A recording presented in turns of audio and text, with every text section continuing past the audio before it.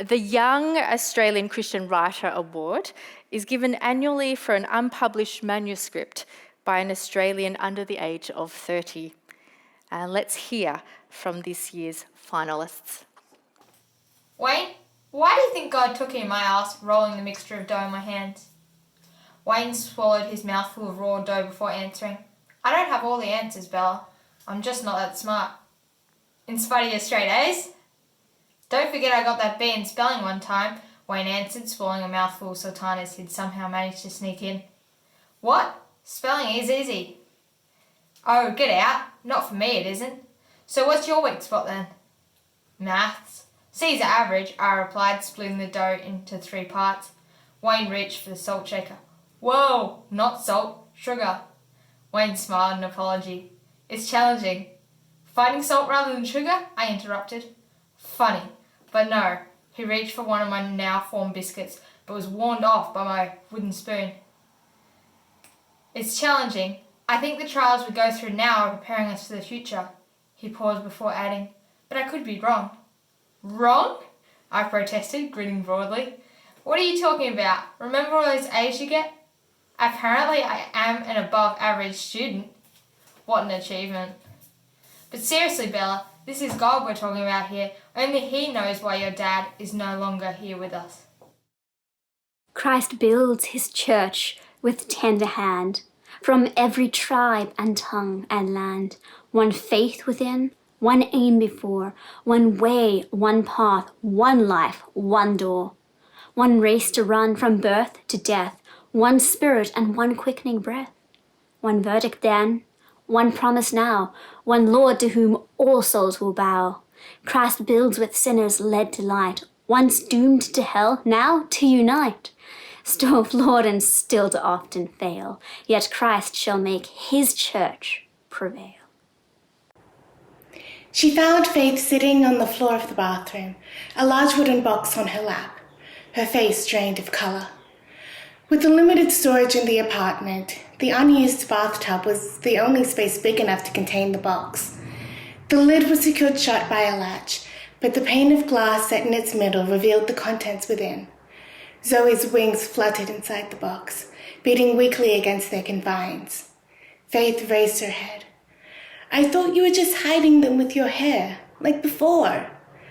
Zoe knelt in front of her, feeling the ache in her back more keenly than before. Why is the box locked? Faith whispered. They broke out of every other kind of containment we tried. But they're trapped. Faith's eyes were glistening now. Zoe shifted uncomfortably. I guess that's one way of looking at it, but it's only temporary. But why? Zoe chewed the inside of her cheek. How to explain this to a child? Are you scared people will get mad at you again? Well, that's part of it, Zoe said carefully. Sometimes people get scared of things they don't understand. When my sister and I came here, we wanted to help the grounded city.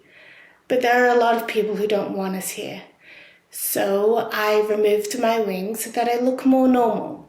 That way, they can see we're not so different to everyone else. Eventually, they might listen. It's just fantastic. Congratulations to all the entrants. I often also think that they're just fantastic readers as well, and they should really go into making audio tapes because I would be subscribing to them all. The 2024 Young Australian Christian Writer Award goes to Shannae Koo for her manuscript Dusty Wings. Shannae, please join me on the stage. Woohoo. Congratulations. I'm going to shake your hand. Beautifully read as well. Thank you so much for your manuscript. So many questions. Where do I start? What was the inspiration behind your book or your manuscript? Yeah, well, in my university, I'm often one of the only Christians in the whole class, and that can also be a little bit isolating sometimes. So I just kind of wanted to write a story that reflected the struggle of being Christian in a world that doesn't always want to hear about it, and just kind of bring hope to that situation.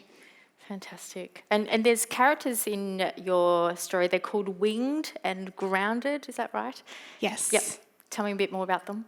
Yeah, so in the story, there's been this divide between people. There's the winged, who are basically the story's equivalent of the Christians, and there's the grounded, who don't have wings, and they're basically the non-Christians, and there's been a war between them. And so they put up a wall between them to kind of divide themselves. But there's this cloud that's hovering over the grounded city that's eventually going to suffocate them. So Zoe, the main character, has to fly over the wall to try and convince them to break down the wall, and that will make the cloud disperse. Wonderful. So it's metaphorical. It's A little bit of an allegory, yeah. A bit of allegory. A little bit dystopian, a little bit of everything. Yeah. This is really good. Fantastic. I have my best friend Lauren and I often speculate that if we put our heads together, we would be able to write the ultimate teenage dystopian novel and make lots of money. But I think you've already done it, so I'll leave it to safer hands than mine and Lauren's. Congratulations. Thank you so much. I'm going to read the comments. Yeah, absolutely. I'm going to read you the judges' comments for Dusty Wings. This engaging allegory explores the role of the church in reaching the lost. The author has created convincing characters and a coherent fantasy world that comfortably and naturally hosts big theological and missiological themes. So they loved it. We loved it. Thank you so much for writing. Great. Wonderful. And I'll get you to take a photo with Michael.